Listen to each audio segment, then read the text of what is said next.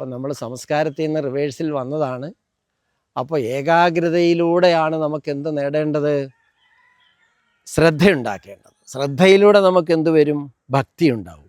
ഭക്തിയിലൂടെ നമുക്ക് എന്ത് നേടാം? മുക്തമായ ശുദ്ധമായ ഒരു മനസ്സുണ്ടാക്കിയെടുക്കാം.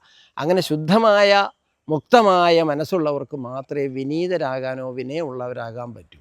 വിനയം നേടിയാലേ നമുക്ക് വിദ്യ ലഭിക്കൂ, അറിവ് ലഭിക്കൂ. എന്ത് വിഷയത്തിലായാലും അറിവ് വിനയത്തിലൂടെ നേടാൻ പറ്റും.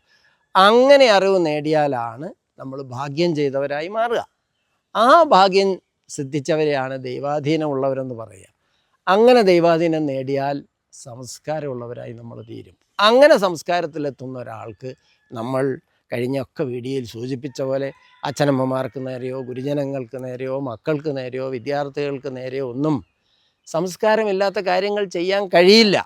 അപ്പോൾ നമുക്ക് സംസ്കാരമുള്ളൊരു തലമുറയെ എങ്ങനെ ഇനി സൃഷ്ടിച്ചെടുക്കാം? അപ്പം നമ്മൾ ഈ പറഞ്ഞ ഓരോ വിഷയവും ഇപ്പോൾ 9 കൂട്ടം കാര്യങ്ങൾ നമ്മൾ പറഞ്ഞിട്ടുണ്ട്. ഈ 9 അവസ്ഥയിലെത്തുന്നവർക്ക് മാത്രമേ സംസ്കാരം ഉണ്ടാവൂ. അങ്ങനെ സംസ്കാരം സിദ്ധിക്കാത്തവർ ചെയ്യുന്ന പ്രവൃത്തികളെ നമ്മൾ അസംബന്ധമെന്നും ഗോഷ്ഠിയെന്നും ഭോഷ്ക്കെന്നും ഒക്കെ നമുക്ക് പറയാം. ഇതെല്ലാം സംസ്കാരമില്ലായ്മയിൽ നിന്നുണ്ടാകുന്നതാണ്. അപ്പോൾ എന്തായാലും ശരി, നമുക്ക് നല്ലൊരു സംസ്കാരമുള്ള തലമുറയെ വാർത്തെടുക്കാൻ ഒറ്റക്കെട്ടായി നമുക്ക് മുന്നോട്ട് പോകേണ്ടതുണ്ട്.